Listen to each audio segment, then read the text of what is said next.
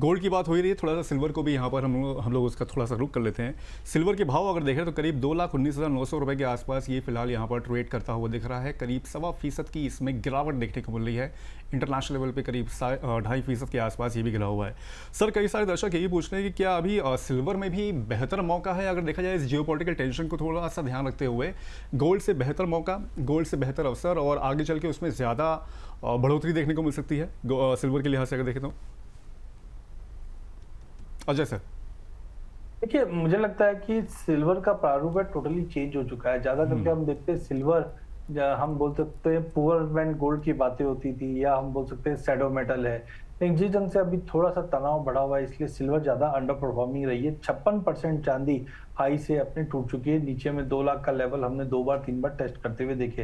हालांकि domestic market में जो ड्यूटी चेंज हुई है, उसके वजह से थोड़ा सा इंटरनेशनल मुकाबले हम थोड़ा सा महंगे जरूर है। बट आई थिंक नीचे में जो $53-54 में देख रहा था, या 48 तो बहुत नीचे हो जाएगा क्योंकि अभी कुल कच्चा तेल भी काफी नीचे आ गया। बट आई थिंक 53-54 या लास्ट वीक जो हमने 56 देखा, that is the best level to buy. Because एक चीज आप समझिए, इंडस्ट्रियल डिमांड आ गई है। कोविड एक ऐसा पीरियड रहा है जो हर चीजों को चेंज कर दिया। कोविड से पहले हम ईवी, सोलर इनकी बातें नहीं करते थे, बट आज हर जगह पे क्रिटिकल मेटल के तौर पे चांदी को यूज करें। इसी को देखते हुए यूएस ने भी पिछले साल हमने देखा चांदी को क्रिटिकल मेटल की लिस्ट में डाल दिया, एंड रिजल्ट हमने देखा चांदी में शूट अप आया। तो मुझे लगता है लॉन्ग टर्म यस, चांदी ज्यादा मजबूत है। गोल्ड सिल्वर रेशियो देखते हैं तो वो अब 70 के करीब है। हमने उम्मीद की थी कि यहाँ से रेशियो 72 तक जाएगा, मतलब चांदी में थोड़ा दबाव रहेगा। बट जुलाई के बाद मुझे लगता है चांदी में एक जबरदस्त तेजी आएगी। रेशियो भी 40 तक अगले 6-8 महीने में मिल जाएगा। इसका मतलब है चांदी सोने से ज्यादा मजबूत रहेगी और तेजी दिखाएगी, क्योंकि इंडस्ट्रियल डिमांड इसकी बहुत ज्यादा लग रही है। तो यस, आई वुड प्रिफर कि अगले 1-1.5 महीने के अंदर जो आपको एक्यूमुलेशन करना है चांदी में कीजिए। 2-2.5-3 साल का व्यू लेके चलिए, चांदी आपको सरप्राइज करते हुए दिखेगी। ठीक है सर। सर, वैसे अगर किसी को अजय सर से सवाल है, कोई एक मेटल चूज करना हो दोनों में से, गोल्ड और सिल्वर में से, अभी निवेश करने के लिए, तो आपको क्या बेहतर लग रहा है दोनों के कंपैरिजन? देखिए, मैं 2 साल से 3 साल का व्यू लेकर चल रहा हूँ, तो मेरा प्रेफरेंस आज भी चांदी है। बिकॉज इंडस्ट्रियल यूज है, फाइनेंशियल यूज है, सभी चीज आ गई। तो आई थिंक चांदी मेरे लिए ज्यादा प्रेफर दिखती है। ठीक है। विकास सर, आपसे मैं पूछूं, अगर नया निवेशक है कोई, आपको क्या लगता है इस वक्त कैसे पोर्टफोलियो कंस्ट्रक्ट उसको करना चाहिए? Equity plus gold plus silver, कैसे कैसे होना चाहिए उसके पोर्टफोलियो में? एकदम न्यू इन्वेस्टर है अगर म्यूचुअल फंड्स में। देखिए, नए इन्वेस्टर हैं, उनको ऑब्वियसली इतना नॉलेज भी नहीं होगा, इतना एक्सपर्टीज नहीं होगा कि वो एसेट क्लासेस को चेज कर पाए। तो एक आप 3 तरह के निवेशक जो होते हैं, वो आप उसमें अपने आप को देखें कि हम कहाँ पे फिट बैठते हैं। एक हो गया आपके कंजर्वेटिव इन्वेस्टर, एक हो गए मॉडरेट इन्वेस्टर, एक हो गए अग्रेसिव। यानी कि कंजर्वेटिव जो है वो ज़्यादा रिस्क नहीं लेना चाहते। तो ऐसे निवेशक जो है वो इक्विटी 50% कर लें, 30% जो है वो डेट कर लें, रिमेनिंग 20% जो है वो कॉमोडिटीज़ कर लें। यानी कि 100 रुपये अगर आपके पास है, 50 रुपये के आप इक्विटी म्यूचुअल फंड्स ले लीजिए, 30 रुपये के आप डेट म्यूचुअल फंड्स ले लीजिए, 20 रुपये का आप गोल्ड सिल्वर ले लीजिए। अच्छा, गोल्ड सिल्वर में भी इतनी अच्छी अभी सुविधाएं हैं कि आप gold silver passive fund of fund ले लीजिए। बहुत सारे फंड हाउसेज के पास में सिंगल फंड में आपको गोल्ड और सिल्वर होता है। फंड मैनेजर उसमें 60-40 या 70-30 की रेशो डिसाइड कर लेते हैं कि इतना मैंने गोल्ड लेना है, इतना सिल्वर लेना है। और जिस तरीके से गोल्ड सिल्वर की रेशोज बदलती हैं, मूवमेंट्स होती हैं, फंड मैनेजर उसको डायनेमिकली मैनेज करते हैं। तो ये बेस्ट तरीका है एक नए निवेशक के लिए जो कि कंजर्वेटिव है। थोड़े मॉडरेट अगर है तो वो उनको है इक्विटी वाला पोर्शन जो है वो 65% तक जा सकता है उनका, और गोल्ड सिल्वर जो है वो 15% ले लें तो 80% हो गया, और डेट को 20% ले लें। तो ये हो गया आपका एक मॉडरेट इन्वेस्टर। अग्रेसिव इन्वेस्टर है तो ऑब्वियसली आई वुड से कि 70% तक आप इक्विटीज़ में चले जाएं, 20% आप जो है वो डेट में चले जाएं, और 10% जो है आप कमोडिटीज़ में चले जाएं।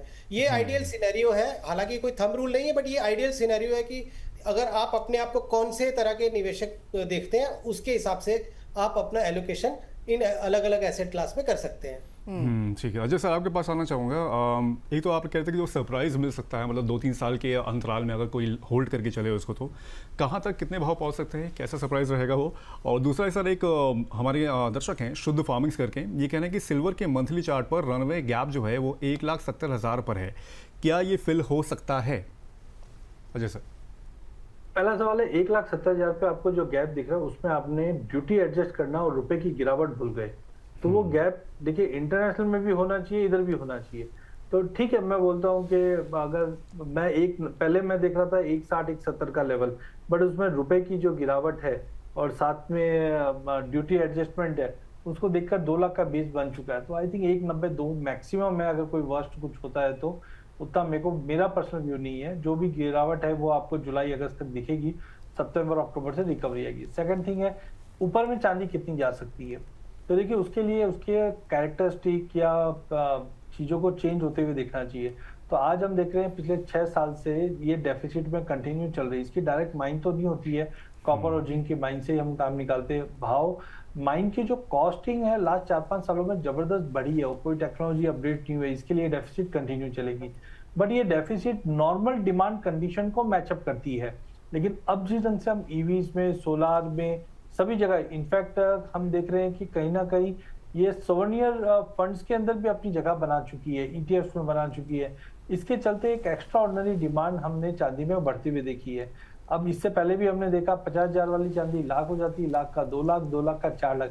उतना बड़ा जम तो नहीं, बट मुझे लगता है अगर मैं इसको टेक्निकल चार्ट पे प्लॉट करके देखता हूँ तो डॉलर टर्म्स में साल भर के अंदर अगले 1 साल में आप देखेंगे कि ये $100 से $120 का लेवल है।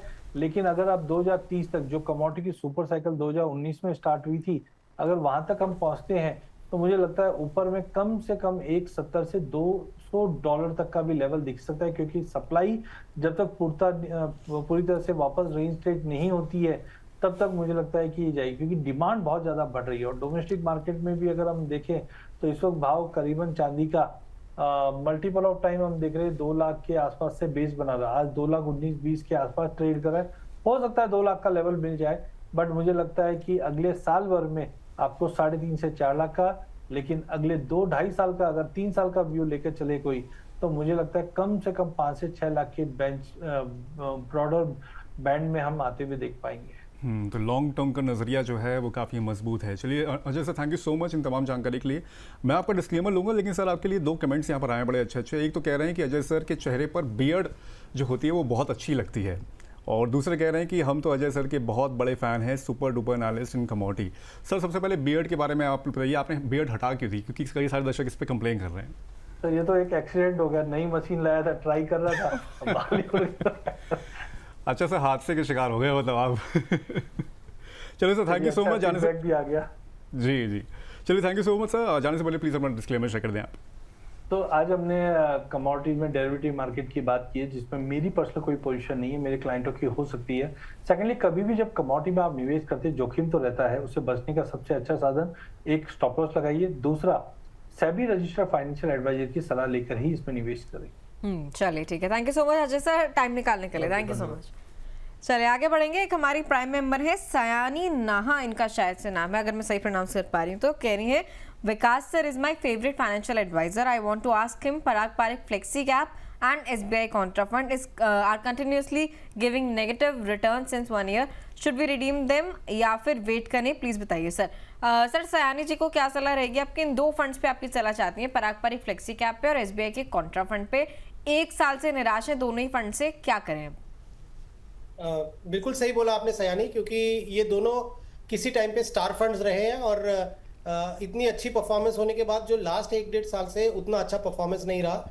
बट ये फर्स्ट टाइम नहीं हुआ कि म्यूचुअल फंड इंडस्ट्री में जो स्टार फंड्स हैं, या मतलब जो फंड्स ने बहुत अच्छा परफॉर्म किया है, टॉप कैटेगरी में रहे, वो एक पेन पॉइंट से निकल रहे हैं। बहुत फंड्स के साथ ये ऐसा पहले भी हो चुका है, और जब उनका रिवाइवल होता है तो रिवाइवल भी इतना अच्छा होता है कि जो बीच में 1 साल 2 साल की जो लैगार्ड होता है उसको वो कवर अप कर लेते हैं। तो मैं आपको अभी इस फिलहाल यही बोलूँगा कि आप इन दोनों फंड्स में बने रहें। पैनिक सिचुएशन की ज़रूरत नहीं है। अगर आपके सिप चल रहे हैं तो सिप भी बंद मत करिए, आप चलते रहिए। बिकॉज अगर ये फंड्स पिछले 1-1.5 साल से जो रिटर्न नहीं दिया, अगर आप यूनिट्स एक्यूमुलेट कर रही हैं तो आपका बेस भी तो थोड़ा बड़ा हो रहा है फंड्स का।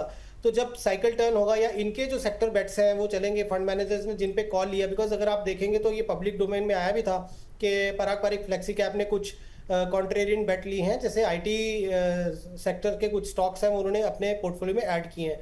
अब अगर आईटी सेक्टर इन्होंने अपने पोर्टफोलियो में ऐड किया है, रफली कुछ 14% if I am not wrong उनका उसने वेटेज किया है। अब ये जो आईटी सेक्टर जब तक रिवर्स नहीं होगा या अपसाइड का साइकिल नहीं लेगा तो फंड में वो obviously with respect to IT sector वो अपसाइड आपको नहीं दिखेगी। तो यहाँ पेशेंस लेनी है, फंड मैनेजर के ऊपर थोड़ा ट्रस्ट करना पड़ेगा कि उन्होंने एक तरह से कॉन्ट्रा बेट लिया। यही चीज़ जो है वो एसबीआई कॉन्ट्रा में है, क्योंकि कॉन्ट्रा बेट लेते हैं, कॉन्ट्रेरियन फंड है, वैल्यू इन्वेस्टिंग होती है उसमें भी। वैसे सेक्टर्स लिए जाते हैं जो सेक्टर्स में अभी अच्छी वैल्यू नजर आ रही है फंड मैनेजर को, और ऐसी उम्मीद है कि ये साइकिल टर्न होगा और वो सेक्टर्स अच्छा परफॉर्म करेंगे। तो ऐसे केस में थोड़ा पेशेंस के साथ आप काम करें और stick to these two funds. और आई एम वेरी कॉन्फिडेंट कि जब एक आप मान लीजिए कि अपसाइड साइकिल शुरू होगा स्टॉक मार्केट का या कैपिटल मार्केट्स का, तो ये सारे फंड्स भी बहुत अच्छी रिटर्न देंगे और ये कवर अप कर लेंगे आपके जो एक एवरेज CAGR होती है किसी अच्छे फंड की, मान लीजिए 12-13% या 13-14% की जो एक एवरेज हिस्टोरिकल CAGR है, लगभग वो अचीव हो जाएगी। इसमें रिस्क अगर होता है तो वो सिर्फ समय का रिस्क होता है कि हो सकता है वो चीज़ आप एक्सपेक्ट कर रही हैं कि मेरा ये फंड जो है वो 6 महीने के अंदर इंप्रूव हो जाए, बट वो 6 में ना होकर 9 महीने में इंप्रूव हो जाए। तो आपके पास रिस्क सिर्फ टाइम का है, लेकिन जितना टाइम बिताएंगी उतने ही कवर अप भी हो जाएगा और आपका जो एक टारगेटेड जो भी आप मन में सोच के चल रही होंगी इन फंड से, जो एक्सपेक्टेशन है वो पक्का पूरी होगी। सर इसके अलावा एक और दर्शक है हमारे, मयूर पोटदार, ये कह रहे हैं कि निपॉन गोल्ड, मेरे ख्याल से ETF की बात करें, निपॉन गोल्ड ETF लेना है, क्या करूँ सर, ले डालूँ, रुकूँ? बिल्कुल, अगर आप देखिए गोल्ड में निवेश करना चाहते हैं और आप ETF लेना चाहते हैं तो डेफिनेटली आप ETF रूट से गोल्ड एक्यूमुलेशन कर सकते हैं। और हमने जब भी रिसेंटली जो चीज़ बोली कि अगर आप केवल गोल्ड के बारे में देख रहे हैं तो लीजिए, अगर आप ये सोच रहे हैं कि मैं एक गोल्ड भी ले लूँगा, एक सिल्वर भी ले लूँगा, तो आप अलग से ETF के थ्रू भी ले सकते हैं। यदि आपको लगता है कि मैं इतना ज़्यादा इसमें ध्यान नहीं दूंगा, मैं एक SIP रूट से अपना निवेश शुरू कर देता हूँ, let the fund manager decide, तो फिर आप म्यूचुअल फंड रूट से चले जाएं और गोल्ड सिल्वर पैसिव फंड होते हैं, आप उसमें निवेश कर दीजिए। ठीक है सर, चलिए गोल्ड और सिल्वर पर अपनी चर्चा जारी रखते हैं। सवाल और भी आ रहे हैं, आप लोगों के सवाल लेने की पूरी कोशिश रहेगी। साथ ही हमारे प्राइम मेंबर हैं कुमार P, आज ही हमारे प्राइम मेंबर बने, बहुत बहुत स्वागत है सर आपका। बाकी दर्शक भी हमारे प्राइम मेंबर बन सकते हैं, कैसे तरीका बहुत आसान है, यूट्यूब पर ही आप देख पा रहे होंगे, चैनल के लोगों के साइड में एक ज्वाइन का ऑप्शन आ रहा होगा, उस पर टैप कीजिए, ₹199 का एक लेवल ओपन होगा, उस पर टैप कीजिए और बन जाइए हमारे प्राइम मेंबर, यानी कि हमारे परिवार का हिस्सा। लुत्फ उठाइए बहुत सारे एक्सक्लूसिव कंटेंट का, साथ ही वेबिनार्स में और इवेंट्स में स्पेशल एक्सेस का भी। चलिए आगे बढ़ते हैं सर, गोल्ड और सिल्वर की बात करें। अच्छा, इसी बीच एक दर्शक हमारे साथ फोन लाइन पर कनेक्ट हो गए हैं, दीपांशु इनका नाम है। दीपांशु जी नमस्कार। नमस्कार सर कहाँ से बात कर रहे हैं? दिल्ली, जयपुर, मुंबई, उत्तर प्रदेश, कहाँ से? मैं बिहार से बात कर रहा हूँ। बिहार से बात कर, बस यही नाम मैंने मिस कर दिया, माफ कीजिएगा बहुत बहुत। आपका पोर्टफोलियो सर मिल गया है हमें, 6 फंड हैं आपके, सवाल आप पूछिए अपना।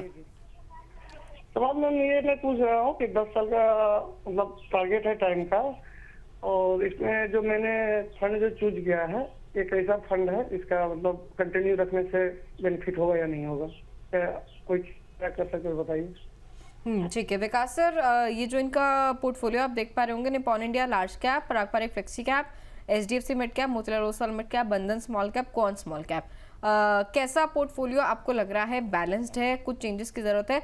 10 साल तक ये निवेश करेंगे। अच्छा दीपांशु जी, कोई टारगेट भी है आपका, क्या इतना पैसा जोड़ना है? दीपांशु जी कोई टारगेट है आपका कि आपको 10 साल बाद, 12 साल बाद इतना पैसा चाहिए हाथ में? चलिए लगता है कनेक्ट नहीं हो पा रहे हैं। विकास सर इनका पोर्टफोलियो आपको कैसा लग रहा है, इस पर चर्चा कर लेते हैं थोड़ी सी। देखिए ब्रॉडली अच्छा पोर्टफोलियो है इनका, बट जैसे मैं देख पा रहा हूँ कि दो स्मॉल कैप है, 2 मिड कैप है, तो वहां पे अगर ये चाहें तो एक स्मॉल कैप रख सकते हैं। बंधन स्मॉल कैप में कंटिन्यू कर लीजिए, उसमें 1000 रुपए का जो सिप है वो बढ़ा दीजिए। और आप अगर चाहें तो दीपांशु HDFC मिड कैप और मोतीलाल ओसवाल मिड कैप, उसमें आप एक मल्टी कैप स्ट्रैटेजी कर लीजिए। जैसे मोतीलाल ओसवाल का मल्टी कैप में चले जाए तो वहाँ मिड कैप भी रहेगा, स्मॉल कैप भी रहेगा, लार्ज कैप भी रहेगा, और फंड मैनेजर जो है वो अपने तरीके से जो है एलोकेशन को बदल सकते हैं बेस्ड ऑन मार्केट कंडीशंस। तो इस तरीके से फिर एक आपके पास में फ्लेक्सी कैप हो जाएगा, एक मल्टी कैप हो जाएगा, एक प्योर मिड कैप हो जाएगा, एक प्योर स्मॉल कैप हो जाएगा। और for stability Nippon India large cap अपनी कैटेगरी का one of the top performing fund है, तो उसमें आप बने रह सकते हैं। सर गोल्ड और सिल्वर पर चर्चा हो रही है हमारी, वहाँ की उसकी कोई कमी इनके पोर्टफोलियो में? यस बिल्कुल आपने अच्छा पॉइंट उठाया ये दिव्या, क्योंकि अगर ये चाहते हैं कि कमोडिटी का एक्सपोजर लेना चाहते हैं अगर, तो फिर ये कर सकते हैं कि जैसे क्वांट स्मॉल कैप है वो बंद करके और एक कोई जो है गोल्ड सिल्वर का पैसिव फंड ऑफ फंड ले सकते हैं, तो वो भी एक चेंज है जो की जा सकती है। ठीक है। अच्छा दीपांशु जी, कुछ एक टारगेट है दिमाग में कि हाँ 10 साल बाद, 12 साल बाद, जब तक इस पोर्टफोलियो के साथ आप निवेश करेंगे कि हाँ इतना पैसा मुझे चाहिए, और किस लिए निवेश कर रहे हैं, मतलब रिटायरमेंट के लिहाज से है या बच्चों के लिहाज से, किस लिए निवेश कर रहे हैं? बच्चों के लिहाज से कर रहे हैं मैम। अच्छा, बच्चों की पढ़ाई के लिए? जी जी, वैसे मैंने जो स्मॉल कैप और मिड कैप जो चूज किया है दो वो दोनों फंड में ओवरलेप मैक्सिमम 7 से 8% यानी कि 10% से कम ही है, इसीलिए मैंने दो रिस्क लिया थोड़ा सा, मिड अच्छा। कैप और स्मॉल कैप का। अच्छा, विकास सर ये कह रहे हैं कि इसलिए इस वजह से इन्होंने 2 स्मॉल कैप जो है रखे हैं पोर्टफोलियो में कि हाँ परसेंटेज वाइज जो है कम है। नहीं बिल्कुल, इन्होंने मतलब जिस तरीके से स्टडी करके लिया है तो आई एम प्रेटी कॉन्फिडेंट, इसीलिए मैंने इनको ये बोला कि 2 स्मॉल कैप में 1 स्मॉल कैप कर लें, और अगर चाहें तो एक मल्टी कैप स्ट्रैटेजी ले लें, बिकॉज वहां पे भी आपका ओवरलैप भी कम रहेगा, लेकिन आपको क्या है वहां फंड मैनेजर थोड़ा एक्टिवली उसको मैनेज कर लेंगे। तो ये एक चेंज है, अगर आप चाहते हैं तो कर लीजिए, otherwise you can continue with this also. और दिव्या जी ने भी ये जो सजेशन दिया कि अगर आपके ओवरऑल पोर्टफोलियो जो एसेट एलोकेशन है और ओवरऑल कंबाइंड पोर्टफोलियो में अगर मान लीजिए आप गोल्ड सिल्वर में ज़्यादा निवेश नहीं है आपका, तो आप एक जो है गोल्ड सिल्वर फंड जो है वो ले सकते हैं।